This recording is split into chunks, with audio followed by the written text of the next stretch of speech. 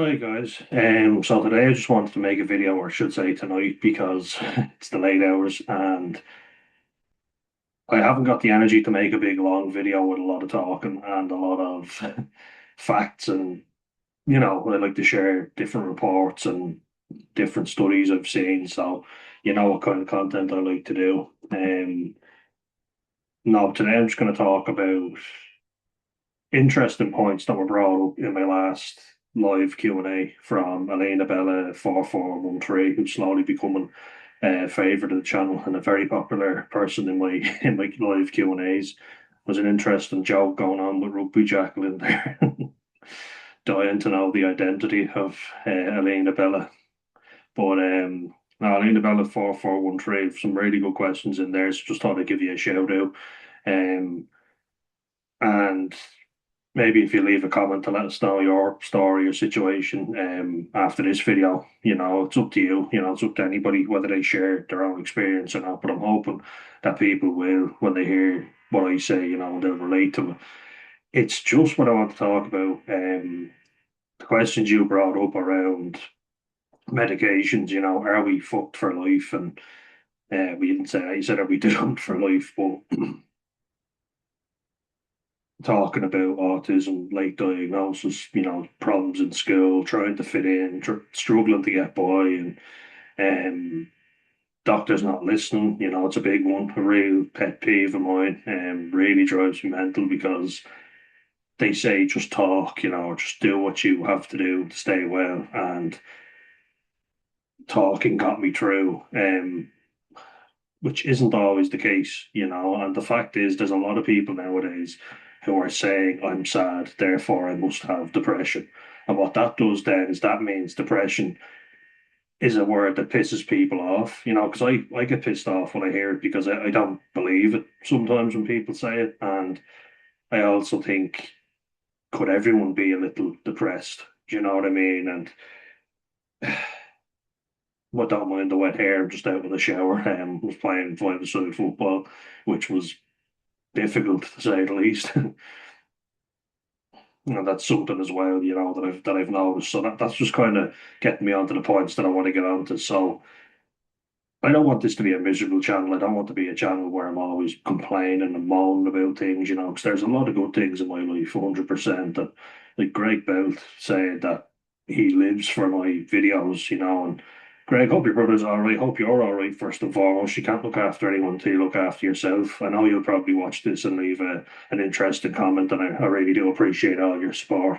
Rugby Jackal the same, we had a really good private conversation which I won't share details of, but I was really happy to hear from you and that you opened up to me. Elena Bella 4413, I only know your username, so that's what I'll call you. We haven't decided on gender yet. Jokes, jokes. It's an inside joke on our live Q&As. And she was a really good sport about it. At first I thought I was being catfished. But no, really good conversations there, and got me thinking, and I wanted to make a video talking about it. So there's a lot of misinformation about mental illness in general, and I think a lot of people identify with it, which I don't recommend you do. And I just want to say as well, like if you're sitting on your arse all day doing nothing, if you're sitting in your room scrolling on your phone all day, not contributing anything to the household you're in, you don't have a job, you don't have a degree, no qualifications, and you just you're snappy, you're moody, you don't actually help around at all. You don't play any sport, you don't go outside and get fresh air. I have absolutely no sympathy for you, like somebody like that, when people are offering to help. I have no sympathy for someone who sits in complaining, scrolls on their phone all day and all night, doesn't sleep properly, stays up until the early hours of the morning, like say 5 a.m. Some people, and they don't wake up till 3 o'clock in the afternoon. My fucking voice is gone, so that's why I don't want to make too many videos at the minute.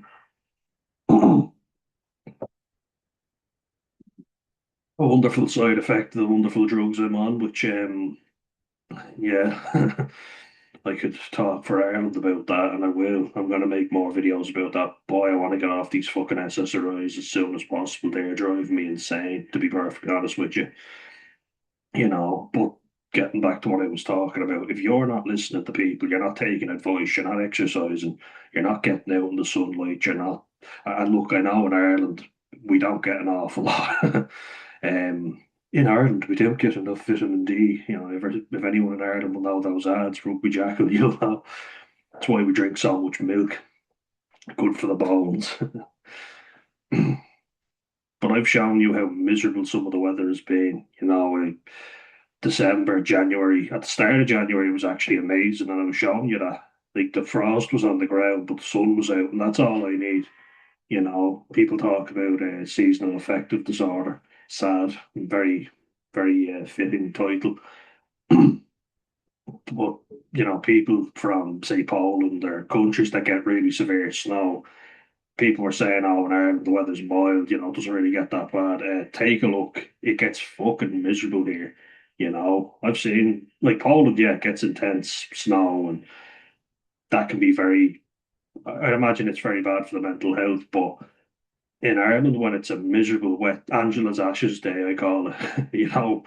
Like the start of Angela's Ashes where it's raining, it's grey outside, there's a hole in the roof, water's leaking in, a depressing, miserable old Catholic film, like really fucking depressing. I find a lot of Irish movies very depressing. Sorry, Greg Belt, it's just that I do. A lot of them are very depressing. I actually enjoyed Angela's Ashes, I will say, but there's a lot of them that are just too grim and too miserable. So my advice to you, if you're in a bad place mentally, don't watch Irish movies. The Simpsons actually did a really good piss take of Ireland, which I thought was, I'm fine with that because that is very accurate. Krusty the Clown and his family were Irish, and they were doing a piss take of Ireland, and they're sitting around the room smoking and drinking, with the paddy cap on. And there's a line in it that stuck with me. Um, Now I know why Ma went into the sea with stones in her pockets on Christmas Day. We're really descriptive, but we're really fucking miserable too. She couldn't have just killed herself. She killed herself, but she had to kill herself on Christmas Day.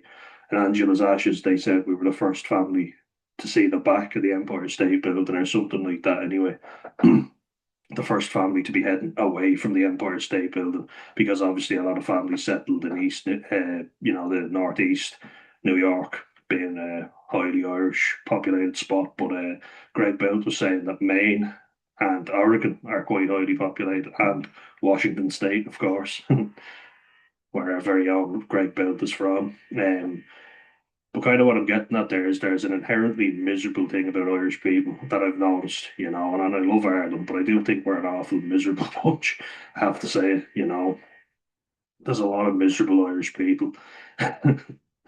um, it's just what I've seen. I think we're a caring bunch, and I think that I think we genuinely do give a shit about our neighbours, and you'll chat to anyone in Ireland. I feel like we're losing that a little bit, but it's unique to me, so it's something where I'm kind of like we haven't had it easy, and our history is quite grim. It's quite depressing. You don't need an Irish history lesson, but it's obviously tied into the reason why we're so upset. We struggle with our mental health. We do. A lot of family members of mine would have struggled and been on benzos. Doctors just handed them out like sweets, which I think is sinful. But unfortunately, doctors get away with that. I actually heard something where a doctor said, I think it was Joseph Whitter and was saying it again, but he was saying that you're more likely to be sued if a patient comes off medication on your advice and kills themselves. Whereas if you actually put them on a medication that makes them suicidal, the doctor won't be liable. Now that's in the United States. I don't know how we do things in Ireland, but I know we do a lot of things our ways, so it really wouldn't surprise me either way. But that's just kind of getting at my struggle is unique to Ireland, and there's a lot of young men, a lot of fucking young men killing themselves, In 2023, I said this before, but Ireland ranked the 17th highest for suicide in Europe, which, looking at it isn't that bad. but we were the fourth highest for suicide among young men, which is terrifying. That's really shocking. You see the leap. We've just leapfrogged 13 places. Like, that's insane. And you're there kind of thinking, why is that? And I just think it's our attitude. It's real, like, just shut up and get on with it. There's not a lot of sympathy. It's not a lot of sympathy for young men anyway, nowadays, I don't think. But in particular, like, let's look at it. If you're Irish, you're white, so you're seen as a privileged white man. But at the same time, we were oppressed for many, many years. And why I say that, people will probably say, "Oh, you're being pathetic," or "You having a laugh." Shut up. But we were, check our fucking history. 1960, we only got our independence, and even at that, it wasn't full. Well, it was kind of, but we still, like, our whole island is still not fully independent. So the north of Ireland is a very sad reminder of British colonialism. And I think you can just say that doesn't matter, brush that to the side, or you can say no, there's a good reason why people are still suffering. It passes on. Generational trauma is a real thing, and so that's one factor anyway. I just think in Ireland we don't acknowledge that enough, but also what I see is a real sense of if you're white and Irish, you have it easy. What are you complaining about? Life is very easy. Well, not really, because the average salary in Dublin anyway is 46 grand a year. That's the average salary, which, on paper, that looks like a pretty good salary. But the average price to buy a house is 500 grand. So, and Ray Cook auctioneers, my God, how out of touch is that fella? you know, the advice he gives is just bonkers. He's so out of touch. It's unbelievable. Our politicians are so out of touch as well, and they don't seem to give a shit about the suffering of young people. Young people are going abroad, and people are like, "Oh, there's plenty of opportunities here in Ireland." Is there? Because I don't see any. Um, so that's a reason like why young Irish men are really struggling. Elena Bella, 4413 is Greek, and she was talking about how women are in Greece. The men are laid back, and you think of the Greek waiter, Stavros or Nikos Papadopoulos. Anyone remember the footballer Socrates Papastapadopoulos with the big unibrow? Good defender, but his name was so long it didn't fit on the back of his jersey, so they just called him Socrates. The great Greek philosopher who liked to ponder the meaning of life. But I think it's important to mention culture, and I don't think there's an awful lot of Irish voices, especially like people like me, young Irish men talking about it. I think we are getting better at it, but I always feel like it's very polished. It's always a good-looking fella who struggled with his mental health, like Brezzy or someone like that, Niall Breslin. And yeah, like it's good whoever shares their story. There was also a fella, Red Oak was his nickname, young fella in Sligo, RIP, who played Gaelic and was studying to be a teacher, and he killed himself, and he was on Ireland AM. His parents were on Ireland AM, sorry. And I just wanted to say, like, I'm not saying that just because he was a good looking GA player that you can't share his story, but it does seem like the only stories that get shared are ones where someone was successful and they had everything at their feet. And why would they do this? Like Niall Breslin, he decides I don't want to be a rugby player, I'll be a musician. Like that's not the reality for a lot of people. A lot of people are really suffering and they don't have anything to fall back on. Like I don't think anyone should suffer. I don't think that's good, but I don't think sharing the story and going, "Oh, they had the world at their feet. Why would they do something like this?" It's often very scripted. A lot of these interviews, and I don't think people are getting to the meat and veg of it. That how do I even put this? There's a lot of people who are suffering and constantly suffer, and then they open up and actually talk about it. And people say, "Oh, if he only opened up to me, he would have been fine." I've opened up. I've been very open, and I'm still suffering. I'm still struggling. Um, one second. I know there's a lot of people who apply to get the help they need and they don't get it. Or they're seen as okay now, so off you go. You don't need our help anymore, and then they leave the facility where the help they were getting was there. Now they're not getting the help they need anymore, and what happens? They go straight back to being depressed. And that brings me to more points that I wanted to make. Like I said before, if you're not sleeping and you're staying on your phone, you're doom scrolling to the early hours of the morning. If you're not playing a sport, if you're taking drugs, if you're drinking and you're smoking or whatever, you're eating like shit. Fair enough, you are not doing anything to help yourself, but I want to just show it. Like I want to share with you. Not that I need to prove it, but I kind of do for myself. I'm rambling here a little bit. This is not something that is easy to talk about, but I want to just get it out there because it really made me think. Elena Bella and 4413, the comments she made. I thought they were very good. I thought they were very insightful. And I also thought, like, are you onto something there? Are we fucking doomed for life? But I hope not. Like, I just want to show you what I've been up to. So, like, the reason why I'm going through these short videos is because you'll see how much I've been getting up to. You'll see what I'm doing. Like, I am getting out. I'm trying. Like, I'm trying so fucking hard. And I feel like I've got nothing left to give, if I'm being perfectly honest. I feel like I'm doing everything that I should be doing. I'm not drinking. I'll be good 9 months sober. And very actually in a week. Yeah, in exactly 1 week I'll be 9 months sober. So I wish I could say this in a more upbeat way. I have said before that sobriety doesn't fix everything. Boy, is that fucking right. I'm taking my medication. I'm tapering off it now because it's not helping me. Um, I find it very odd that as soon as I start taking the medications that I was prescribed, my impulsive behavior went through the roof. And then I find out that actually impulsivity is increased greatly by SSRIs, selective serotonin reuptake inhibitors. I always just love saying that one. But then, what's the worst one? Prozac. What was I first prescribed? Prozac. When I said that's Prozac to the doctors, they were like, "Oh, fluoxetine." I was like, "Yes," which is Prozac. Because they realized that I knew there was a negative connotation with Prozac.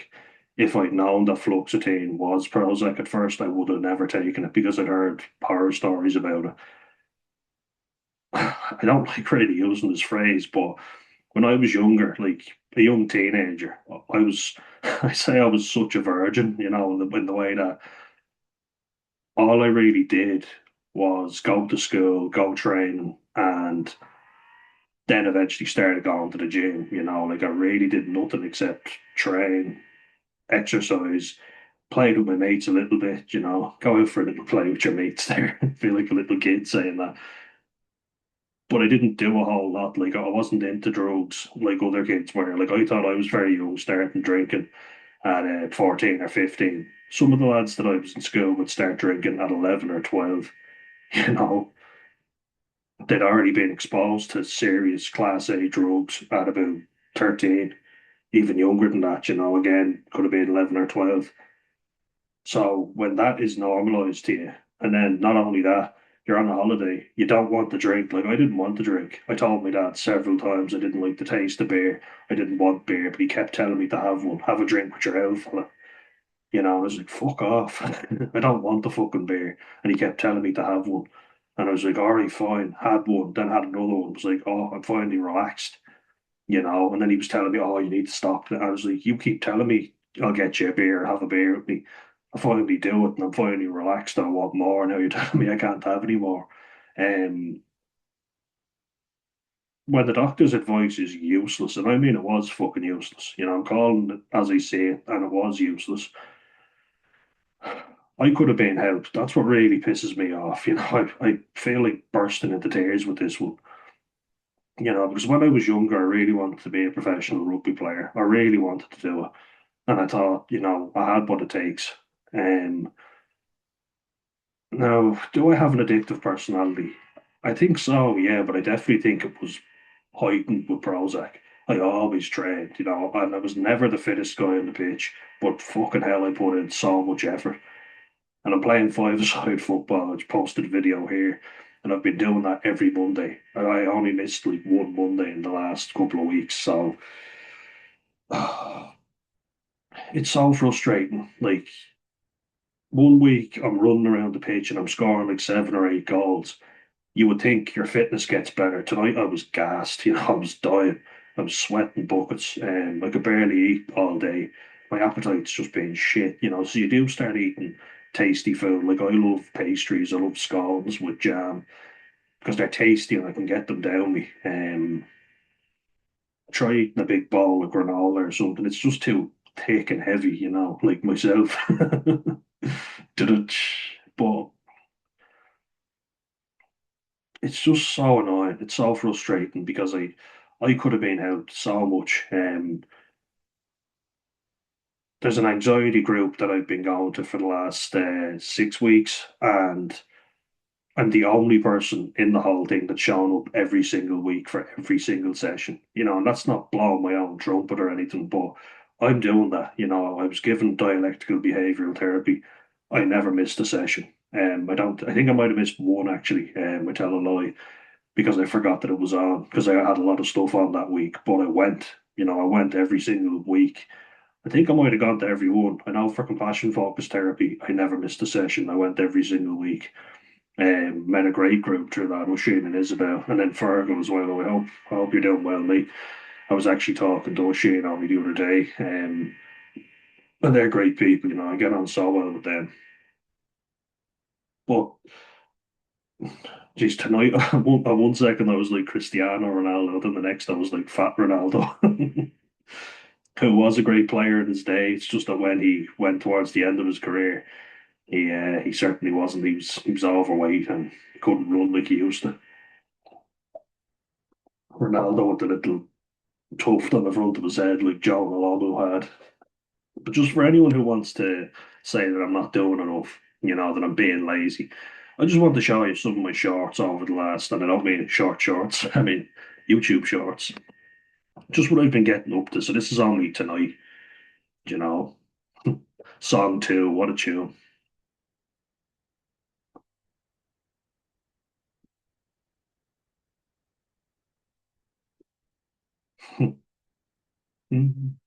Woohoo!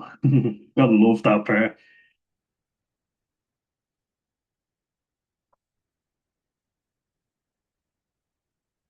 With such long legs.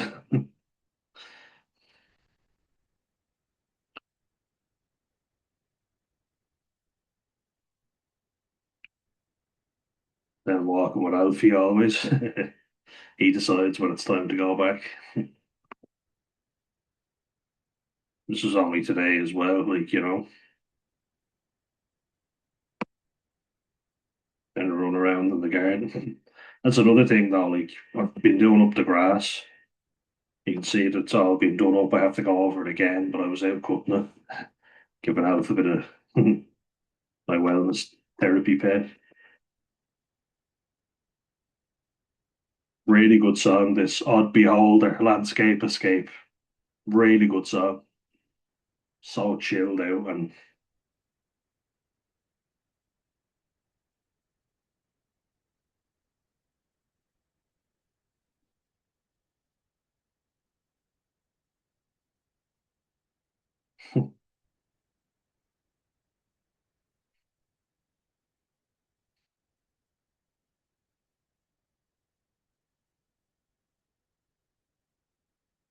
great song. I could listen to it all day, but another really good one.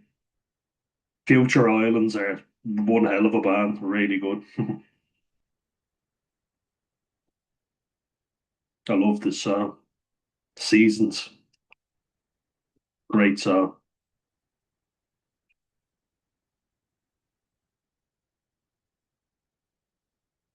Lead singer has one hell of a voice, really good voice. I think they're from Maryland. maybe one of them's from Tennessee, but look at this really beautiful day. I had to really push myself to go to the beach that day though. Just at the weekend gone. I wasn't in the best mood with my family either because it was just annoying me, with going to therapy and stuff like that. And I kind of felt like I've been, I'm not someone who's anti-therapy. I've just been and I've gotten out what I wanted to. And I felt invalidated a lot of the times. This is my therapy. And I've been still doing that. I've been getting in the sea as hard as it's been, but I've been getting in. And I mean, that view will definitely brighten up your day. But some days it's just so hard to get your ass down there.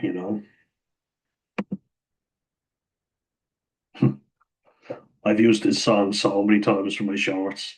A line, I'll get there. Such a good song. What a tune.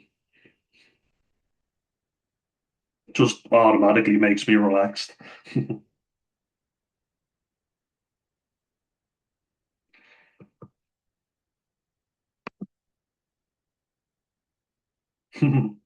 Two videos in succession with Landscape Escape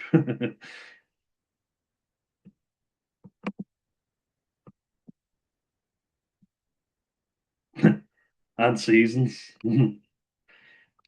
That food was amazing. We went to Mickey Finn's for my brother's 25th birthday. Baby bro's getting big. He's always been big, but he's aging now. And those wings were divine. So good. I also got the 8-ounce artisan burger, which is delicious. So nice.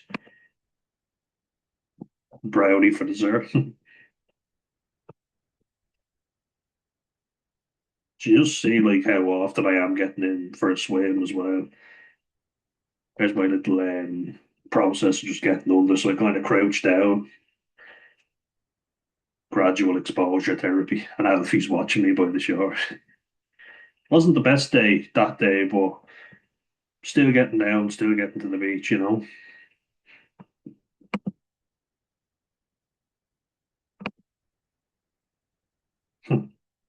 GM, MGMT. Let's try that again. What a band. I love them. They're exactly like you'd expect them to be, such stoners, but you gotta love them. They're such chilled out guys and they're great musicians. I'm feeling rough, I'm feeling lost in the time of man. Absolutely love that song. And Time to Pretend or Kids. I can't decide which one was my favourite song. Wasn't feeling great this day either, but got down to the beach. Got in for a dip and a walk. Me and Alfie went exploring. We went for the life and soul of the party, Rugby Jack. We were looking for Uncle Knobhead in the crib, slip on shoes, second loafer. Still can't find it. Look at that. Wow, that was a good day.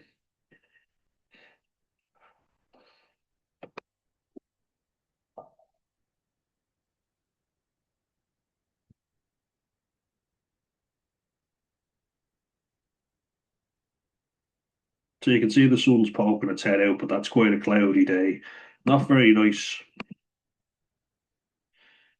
And then Melancholy Hill. All looks like the same video, doesn't it? All different days rolled into one. Wow.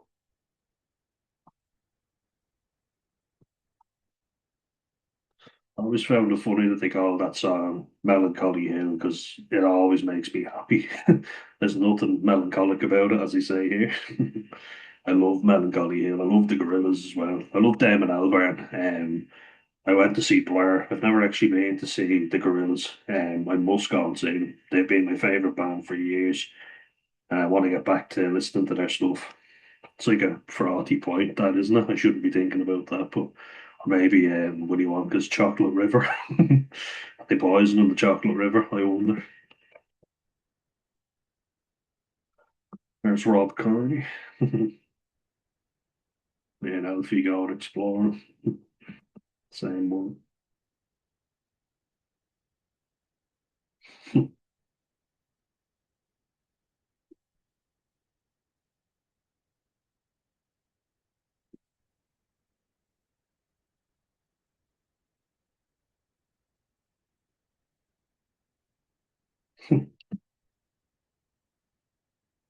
So you kind of get the picture anyway, don't you? Liking those gets the video boosted, by the way. So, and then we get to all this stuff which I need to take a break from. I'm staying the hell away from that because that was really a wreck ahead. Not a chance of going back.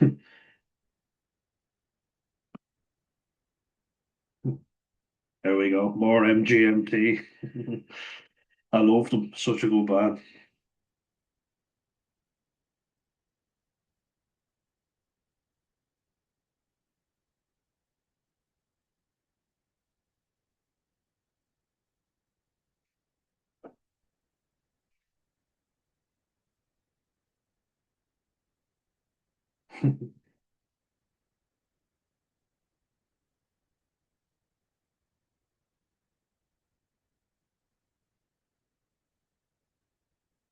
Someone saying, stop putting your head in the video because it's too big for it. Well, it fits in here perfectly. I know I have a big head, but come on, that was a low blow.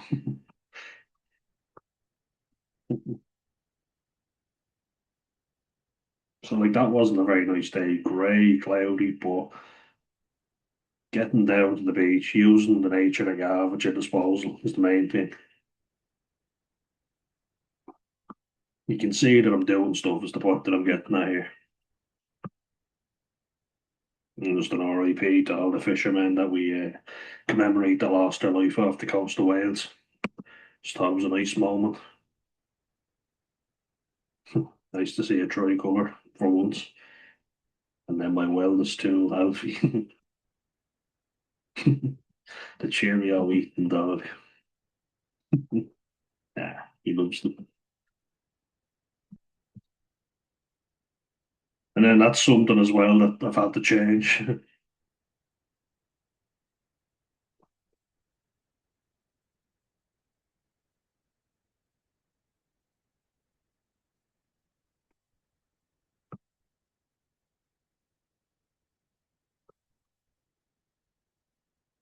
I apologise for putting Iggy Azalea in my videos, but this song always makes me think of summer, so always puts me in a good mood, even though she's not the best musician. This song is good. Ah, Gigi, why? Who that? Who that? Whoa. I'm so fancy. You already know. As Ramesh Ranganathan called her, a white Australian woman who thinks she's a black American woman. Who that? Who that? That was the video where someone was there saying, "Oh, stop putting your face in, please. Please." They were begging me. Your head's too big, so it doesn't fit. I know I have a big fucking head. It doesn't fit many things, but it's gotta stay in. Can only show the good weather so much. I gotta get my big ugly bush in there sometimes. Though Elena Bella was very complimentary of my face, so especially with the beard. So thank you for that.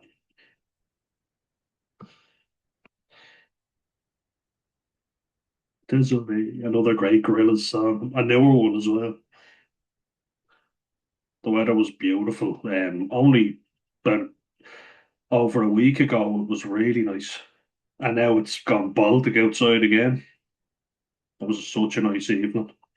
I was in swimming at about 8 o'clock. Moby as well, get a mention. I love Moby. Porcelain's my favourite. That's what's playing in this video.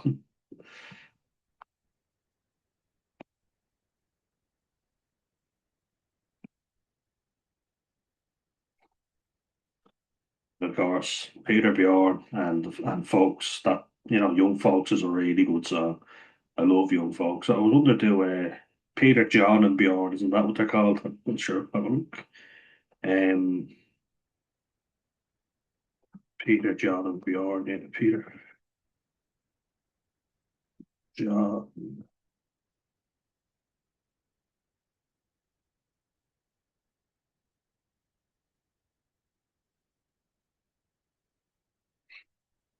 Peter and Bjorn, is that all it is now? Okay.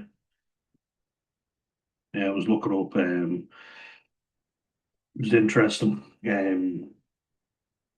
Paul Merson, because I've been struggling with my own gambling at the moment.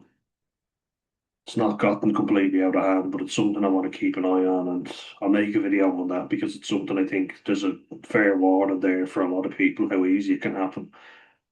Especially the fact that I'm not drinking, I need something to kind of give me that buzz. I'm trying to cut down on coffee as well, and Paul Merson made a great video talking about it, and he was very brave to do it as well. Like he talked about losing £7 million gambling, and he said he made enough money to pay people back 10 times over, but he just kept doing it because it's an illness. He couldn't stop himself. And I think it's a good reminder that sometimes, as much as we can say you're the one that decides to do it, some people really struggle a lot with it. So it's just very hard to actually manage. This song, just to bring it back to a good mood. Weather was lovely out, really nice. Me and my brother were just chilling on the sand dunes. There he is. What a day. Puts me in a good mood just watching this, looking back. That's why I make so many short videos when it's nice out because you can just look back over it. Like, look at that. Automatically just puts you in a good mood, doesn't it? And that's kind of the thing. That was one of the tasks we had to do for work. Yeah, see how that hole is all dug around so people can see that sign. We had to actually dig that out. And I'm going to get to that in a second, but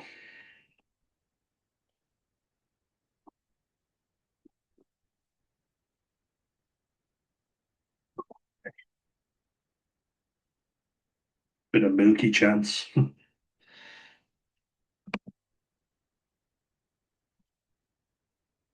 So I was also doing gardening in my own garden. I've cut back the hedges.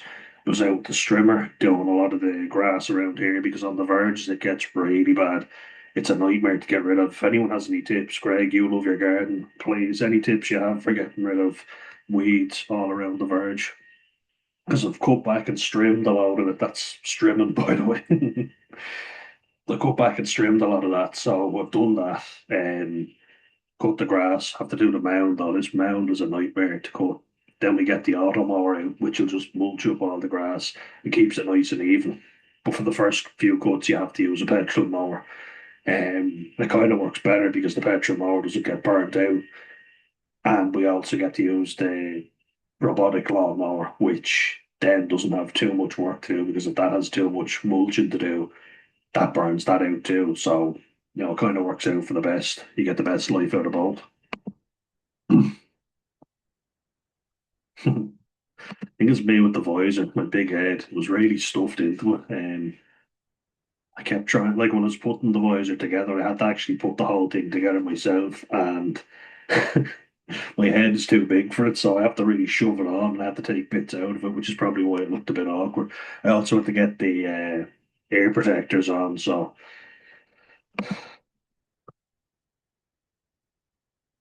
you can see it all. Like I'm going around, I'm taking pleasure in the little things. Like I was bringing out for a walk and looking at all the daffodils, and he was having a great time.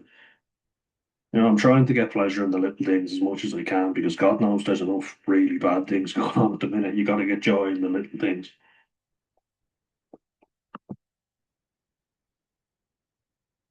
So good, isn't it, though? Really beautiful.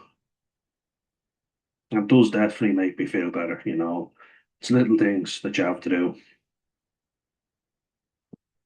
I was out in Crocs too. Alfie talking to his mates. Oh, he was actually having a stare off with the cat. See the cat kind of getting up and getting ready to hiss. How are your cats getting on, Greg? I wonder. Let us know. Yeah, look at him. He's just too beautiful, isn't he? Yeah.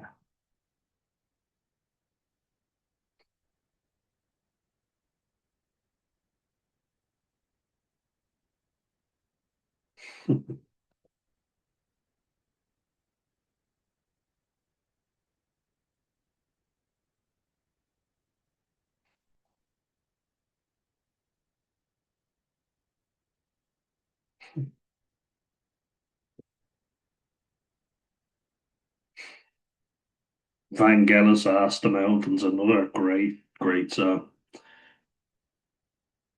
It's really good for the sea as well because it just goes really well with the calm ocean. But I don't want to get too relaxed. If anyone remembers the movie Help I'm a Fish, please, please let me know. The songs from that, oh, not only does it make me feel really nostalgic, but they're actually really good. Brings out my inner child, but it's also like really good songs. This one by Angun, I'm gonna say. She's Indonesian, French, and Ocean Love, the song is called, and it's a really good song. She's got a great voice.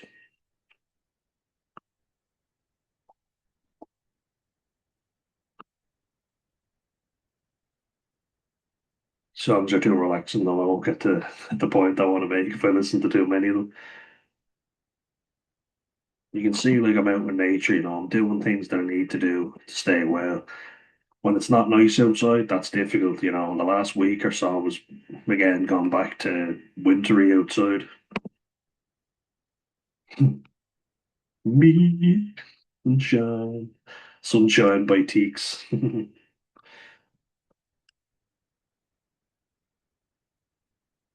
Look at the swivel on Amphi, the hip wiggle.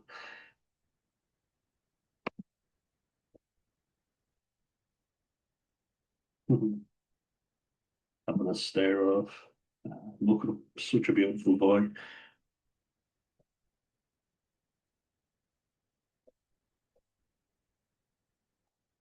We have kids by MGMT again.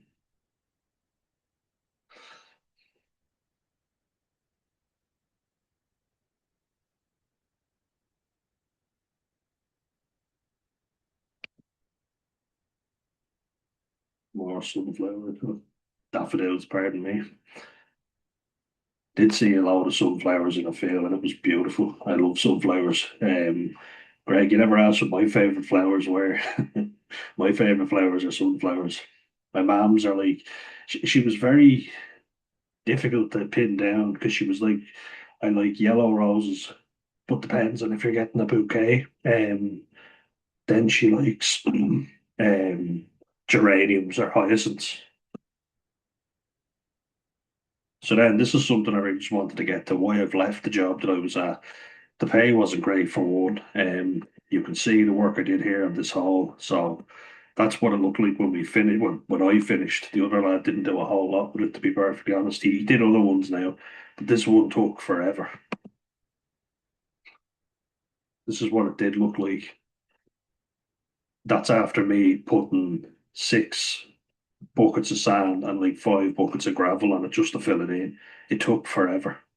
And if you look at how high up this is, so there's a cliff walk here, which is beautiful. It's really nice. But then you also have to walk up steps. So I'll show you now how far I had to walk. See the cliff walk here.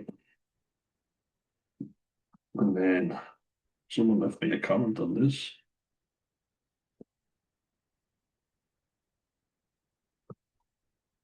Sorry, Rugby Jack. Comment on that. I'll get back to you now.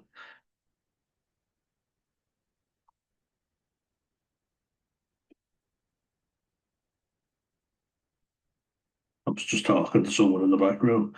But you see where I am digging up sand literally from the pier.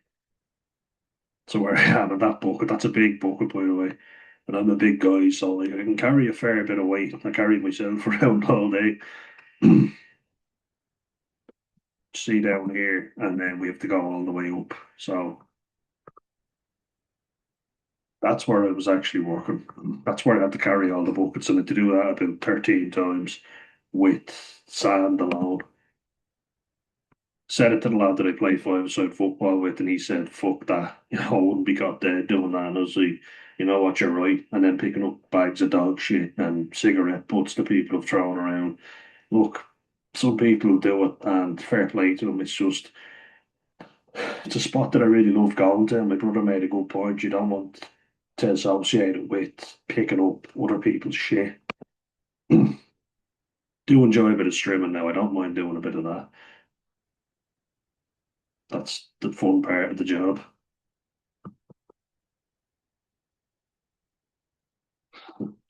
And there we are. My supervisor was with me.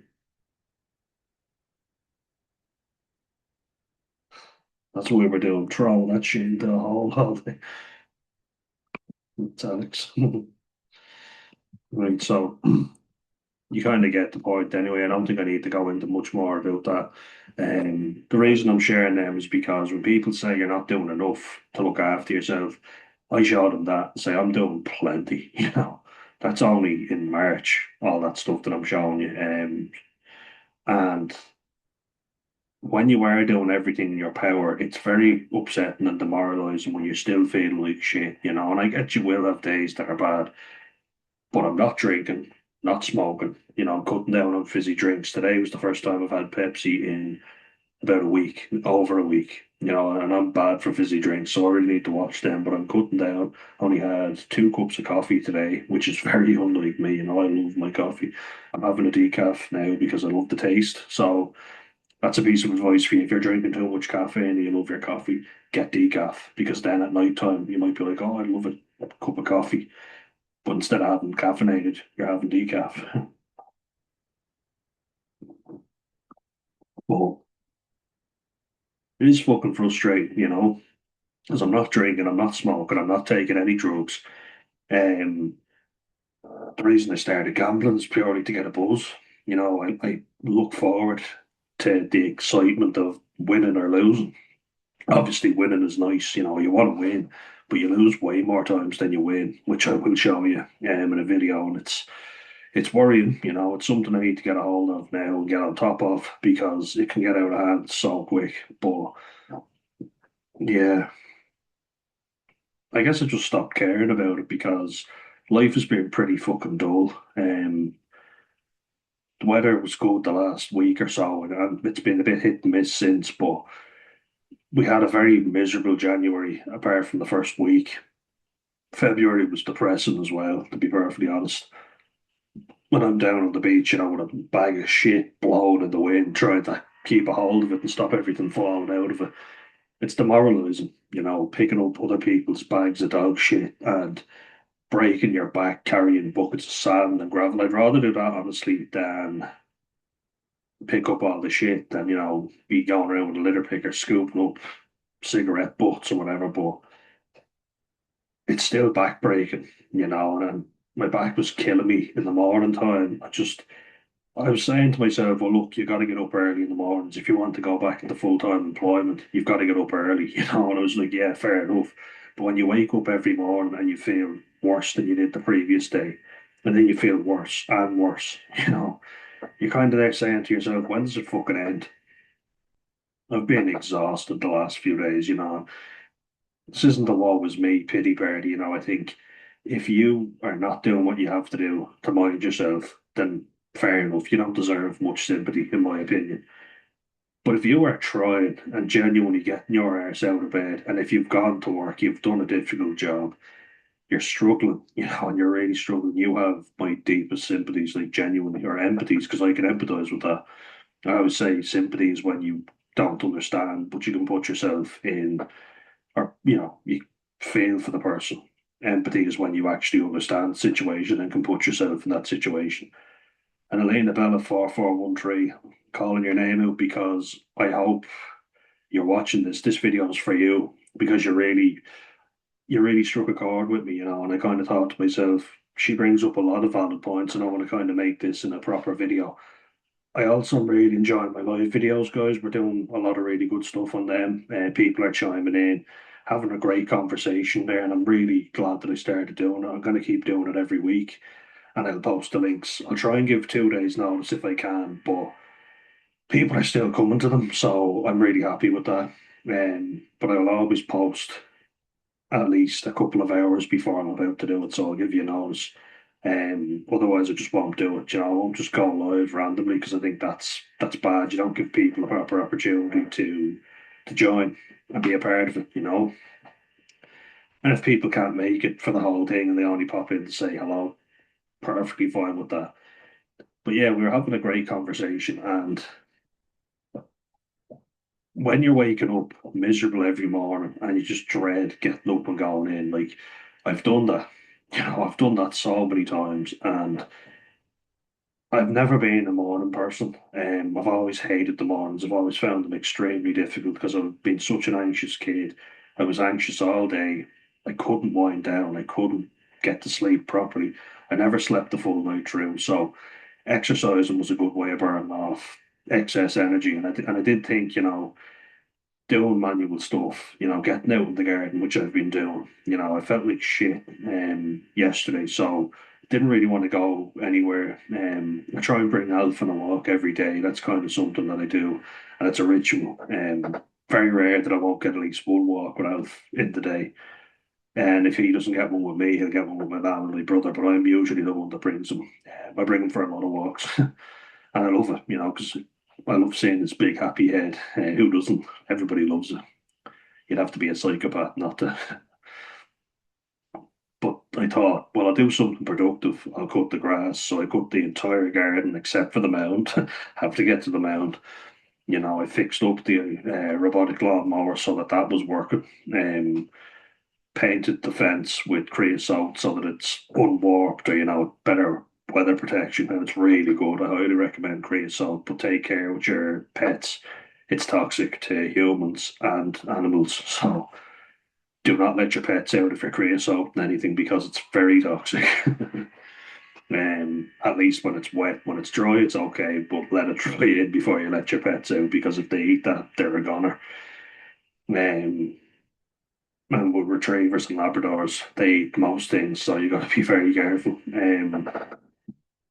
But yeah, if it's not mental pain and mental anguish, talk about all this stuff like Sylvia Plath and Elizabeth Bishop, all the poets with their hands on their face, so like fucking suffering, and that's what I think of when I think of anguish is just screaming into a pillow or into your hands. But when I'm not mentally, when I'm mentally suffering and I physically push through, I say to myself, if you're not getting a break, get to fucking work and stop feeling sorry for yourself.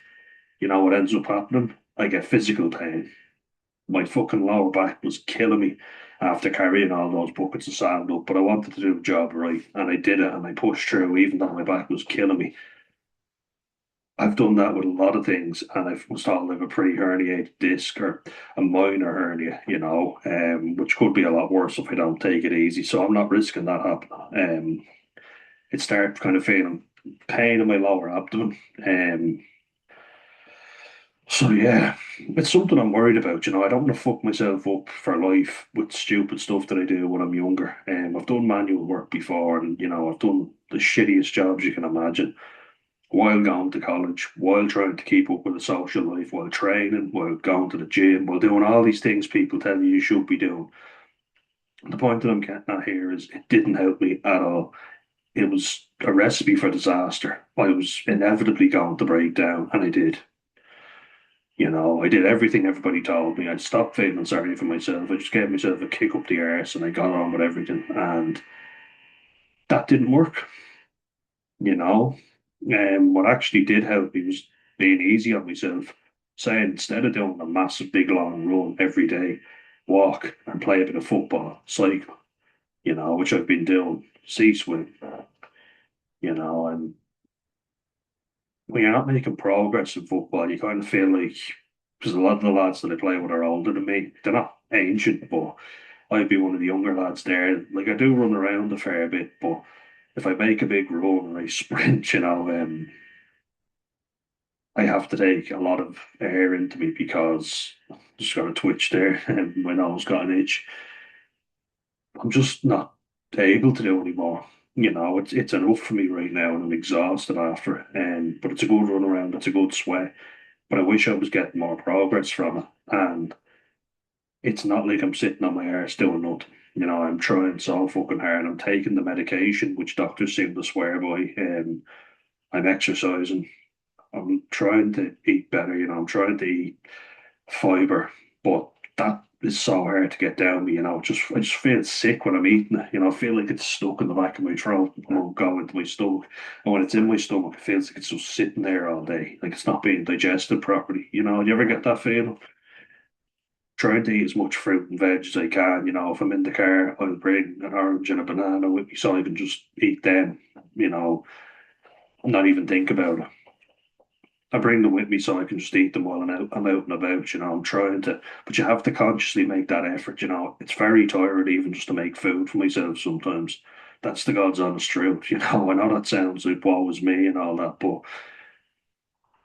I have to physically think about what I'm going to do and then plan it out. And then I think, oh, that sounds like a lot of effort. And then I go, break it down, just do it step by step and it'll be fine. But that's the point I'm getting at. Even mundane tasks, like really simple tasks, are exhausting. And people say that, you know, they list the criteria, the symptoms, but it's fucking true, you know. Like if I need to work out, the amount of times where I was there thinking I need to work out. And even though we have a home gym and I was doing that before, and I was doing it a lot before I got the hernia, you know, the minor hernia. They weren't very clear on that, to be perfectly honest. And that's another problem is lack of clarity with doctors. You know, well, you may have a hernia, you may not. You've got borderline traits, or no, you don't. Giving me a fucking iPad to do a few tests on, which weren't very conclusive in my opinion. But hey ho, we requested a full examination, and that's what we got. A fucking multiple choice questionnaire on a tablet. So that's great, but that's all we got. And that was a full psychiatric assessment, apparently. Which I think even if you weren't that way inclined, you could still figure out the answer people expect you to give is A, B, or C. You know, you could figure out the appropriate answer to give. That's what I'm saying. And people could cheat the system if they wanted to. I feel like a lot of stuff is being put on me, a lot of onus is being put on me. I've done my bit, you know, I really have. I've gone to therapy. I've gone to therapy a lot. And I always find that when I start talking about childhood and things that really bother me, you know, things that really make me feel shitty about myself, and when I wish someone was there to protect me when they weren't, they don't have the answers. They either say your parents are only people too, and you know, that's life, that's teenage life, that's being a child or whatever. And we're talking some serious traumas here, but they just seem to brush that aside. Or they'll tell me I'm doing well when I don't feel like I am, you know, and everybody likes to be told you're doing great, well done. But if you think about it for a second, think, am I genuinely doing well? And most of the time, no. But it appears on the outside like I'm doing well. The amount of people that say, let's get you back to normal. I don't want to get back to normal. My normal was fucking horrible. I hated my normal life, you know. And the thing that I'm getting at here is that I've tried so many different jobs.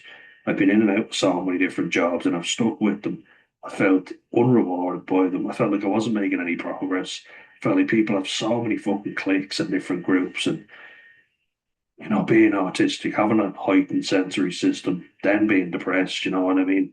Autism, you get overwhelmed more easily. There's no two ways about it. That's just how it is, unfortunately. But it got too much for me in every job I've been at, and with very little sympathy and compassion. You know, people would talk about how terrible it is when an autistic customer gets mistreated. But what about a fucking employee? What about someone who's getting up every day and trying? We just are not going to give them simply because they appear to be normal. You know, you don't look autistic, as Elena Bella and me joked about, or Elena Bella and I, should I say. Like I've worked night shifts, I've worked on construction sites, you know, I've worked cleaning, I've worked with kids, I've done coaching, which I do like, but that's voluntary, it's not all paid. So there's that, you know. I've worked in hospitality, you know, kitchens, which are very high stress environments. But some of those jobs I didn't mind. Some of them were fine. You know, like when I was in the spud hut, as me and my brother called it, because we both did that, basically food prep, putting the potatoes through the machine with your little sieve. I didn't mind that because I was left to my devices, my own devices, and I could go and swim in the sea afterwards. Kind of the same with this job, but it's different putting spuds into a machine than it is picking up other people's shit. You know, picking up like I picked up a swimsuit covered in piss. So yeah, that's very moralizing, yeah, isn't it?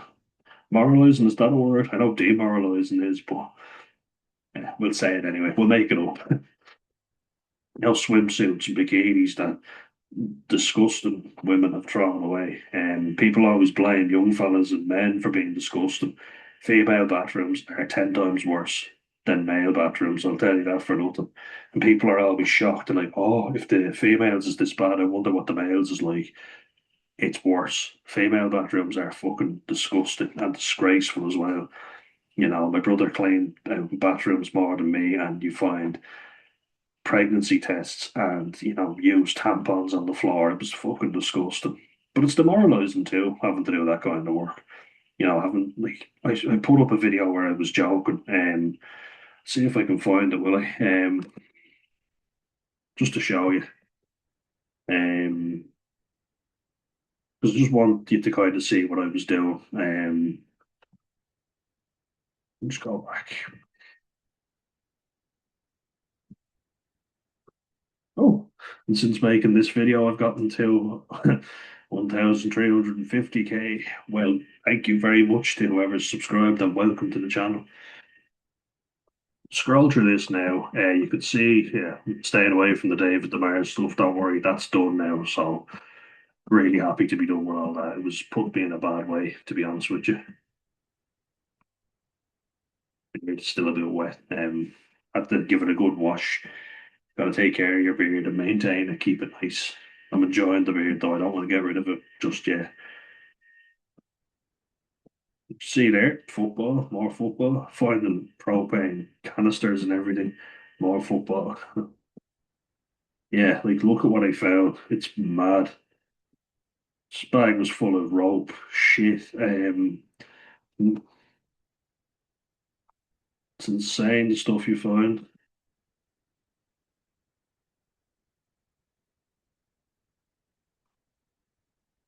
Like, look at this. Loads of rope. You can hear the wind in the background if you actually go to the video. Not working in the best conditions. But yeah, this was a weird find now. Whoever, there's some funny comments around this. Biscuit tin full of tea bags. Oh, what the hell? Yeah, it was a it was a box of used tea bags, Craig. Zane Heaney, thank you, Zane. I really appreciate it. Zane Heaney 1675 67. I hear you, man. Thank you very much. And then Hate Liars 11. Mate, they're my tea bags. I was holding them for a friend. House got robbed tea bags in the bush. You didn't find my greaser bag of sugar, did you? And that was my response there. What a comment. Like, I loved that comment. That was really good. If I could like that 10 times, I would. Yeah, I brought them home and reused them with the fab. Realised I was out of sugar, then found the greaser bag. I found your greaser bag. Hate liars. Yeah, what a weird one. It's funny though because my great uncle, someone broke into his house before and all they robbed was a tin of biscuits. Weird, I know. They must have really wanted those biscuits. Let's see now. The shit stick. The infamous shit stick. Hey, shit stick. Like this is like a joke about it now, but it's fucking demoralizing when that's what demoralizing, demoralizing. I'll stay away from him. Just leave it be for now. Like swimming and all the stuff that I enjoy. Like see that I'm down at the beach every day, at least nearly every day. Spend as much time with the beautiful elf as I can. Beautiful boy. Yeah, this. In case you couldn't guess what this lovely contraption was, it was the shit stick. So we literally took that, right? See these public bathrooms, we would start scrubbing skid marks off the back of the toilet seat with it. That's why I was going in. So those little toilets there, which is just a hole full of shit. Lovely. So like I'm not looking down on anyone who cleans for a living or whatever, but that's demoralising, especially when you've worked your arse off for a level 8 honours degree and now I'm scraping shit off toilets, public toilets, and telling people in campers that they have to move or whatever. Like, no, I don't need the fucking hassle. I feel like I have to start having standards for myself, and waking up exhausted, dreading going in. Not that anyone's been toxic to me, like I've worked with toxic people before. This job wasn't one of those, but it's just the actual job. If I was strimming and cutting the grass all the time, that was all I really did. I kind of think, all right, I don't mind this that much, but no, it's too much having to pick up people's shit and then not even getting very well paid for it either, to be honest. So I've got some holiday pay that I'm owed anyway, and I will take that and just kind of keep that, and I'm looking for something more permanent with my degree in the meantime. But the point I'm getting at in this video, guys, is if you are doing everything correct and still you feel sad, you feel depressed, that's true depression. That's the true depths of depression. I don't want to get all philosophical here and say depression is like this or it's like that. It's fucking shit, is what it is, and it drags everything down all the time. You feel like, and people tell you as well, which is not true for someone who is one, autistic, and two, is also depressed. They tell you that, oh, if you push through this, it'll get easier. If you push through that, it'll get easier. No, it doesn't. I'll tell you that now for nothing. I've been doing that my whole life, just pushing through, and it never fucking works. It makes me feel worse. It makes me feel tired. I used to be ashamed of myself if I slept in any later than 10 a.m. I was like, oh, well, the competition's getting up and the competition is rising before you. And now, if I need to sleep in till 1 p.m. and I don't have to be anywhere, I'll fucking sleep in till 1 p.m.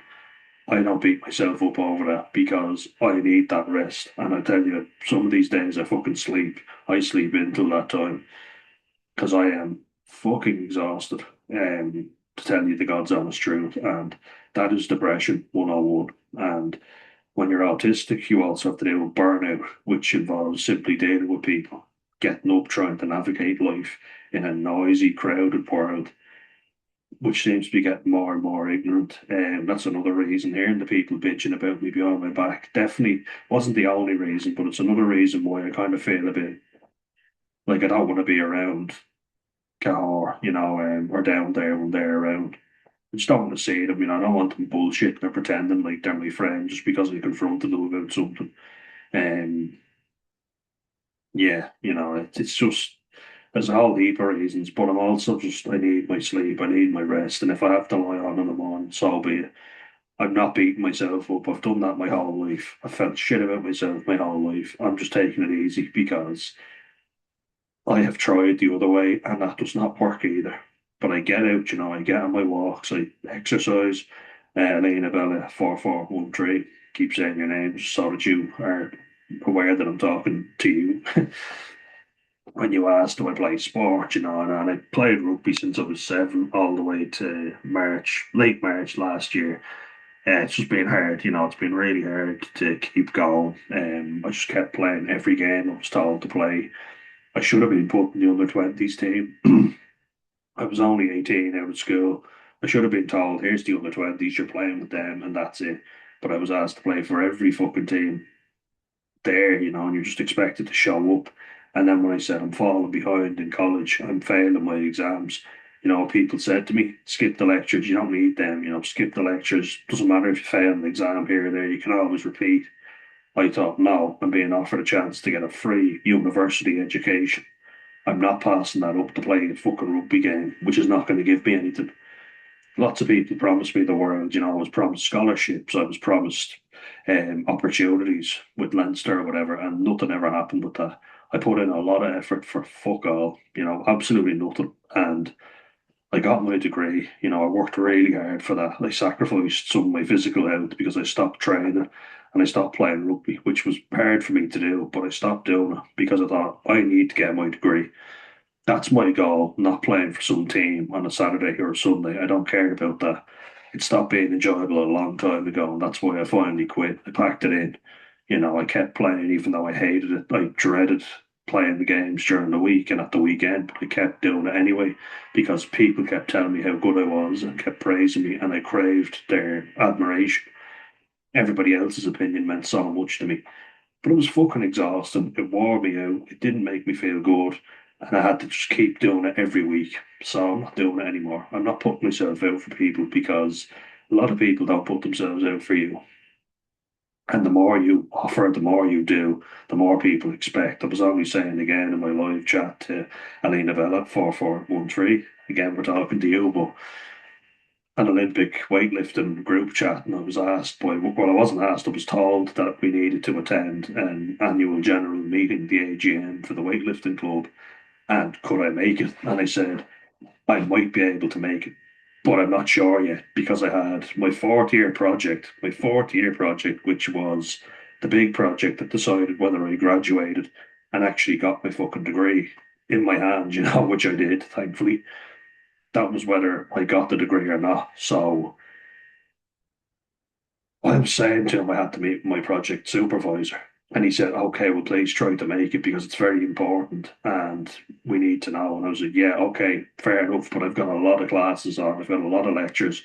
I've also got project work that I need to do. I've also got meetings that I have to attend. I have to upload reports to my supervisor every week. I was living in Wexford. I was traveling 2 hours each way up and down and juggling everything. And I said this to him. And then when I said that, my supervisor, who was a lovely fella and worked around my schedule as much as he could, told me that he had to rearrange it for later the evening that the AGM was on. I told the fella this who was in the weightlifting group, and he said, "Oh, I really wish you hadn't cancelled last minute, like huffing and puffing at me." And I was there like, "Well, I didn't know, and I told you, I didn't know. It's my fourth year project. I'm sorry, but that's more important. It's way more important than some meeting for a weightlifting club." And I attended another social night for the weightlifting club, which is supposed to be important, and was nothing. It was pointless. I also attended a very important meeting for the rugby team because I was offered a scholarship and told what I needed to do to get one. I showed up to the meeting. Me and two other guys who had to be there were there, and that was it. Nobody else. So if you're depressed, if you're struggling, do not put yourself out for other people. Stop people pleasing. Stop committing to people. Stop trying to feel like you have to impress or please everybody else because they don't give a shit about you, a lot of them. If you've got genuinely good people in your life, hold them close. Tell them you love them.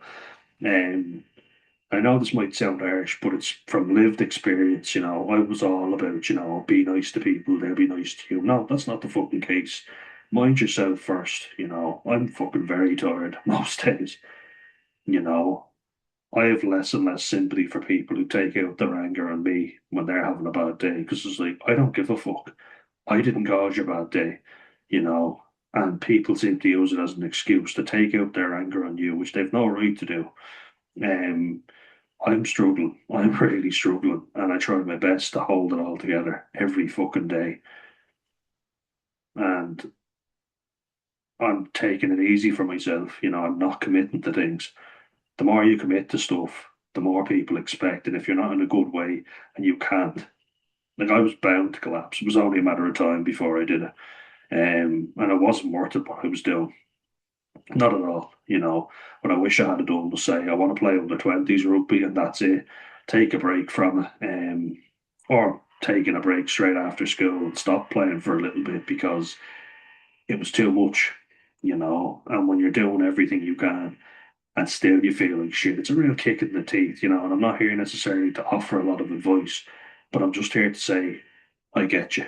I understand what you're going through, that you're trying, that you're really fucking pushing yourself and you still feel like shit.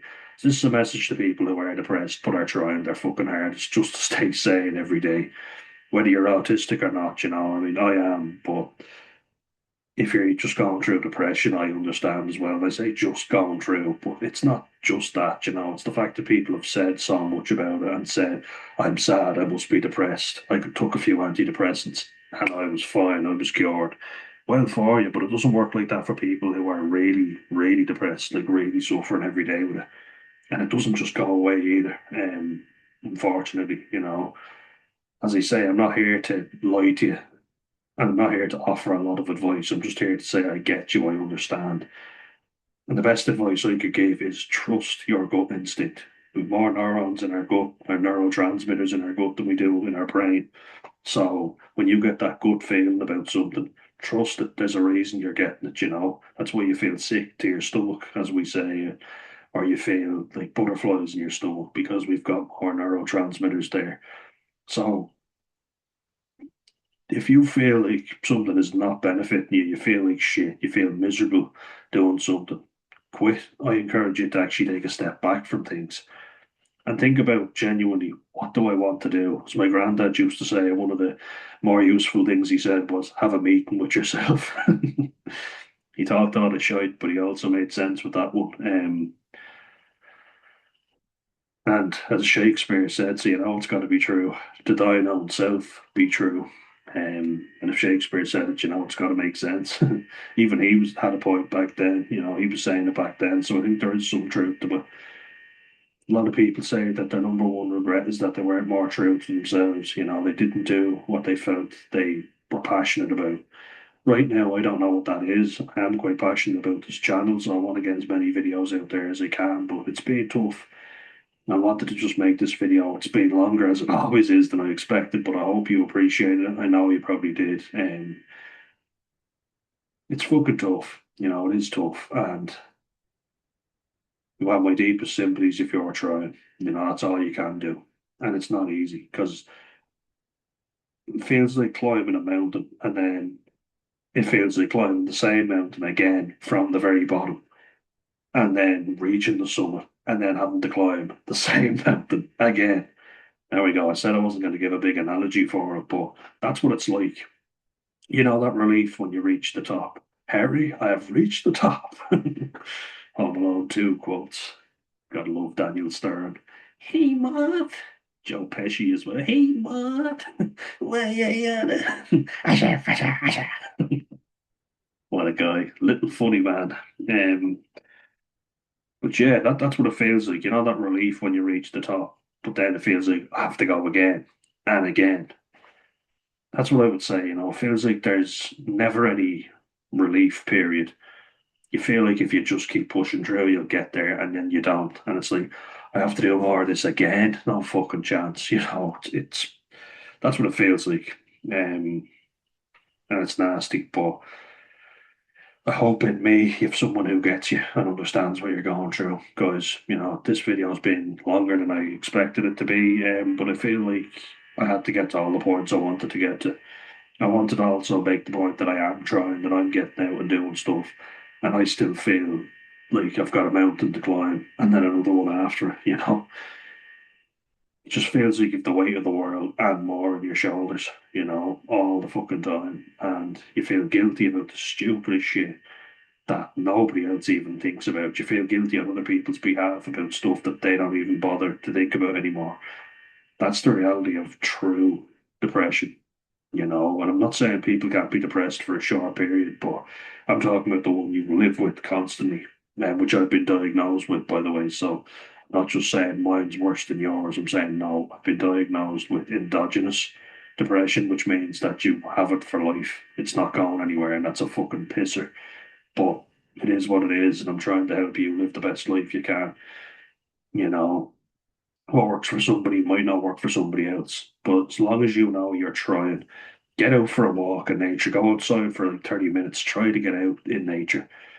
If you have a dog or an animal, think about them. Think that you need to get them outside for a bit of exercise.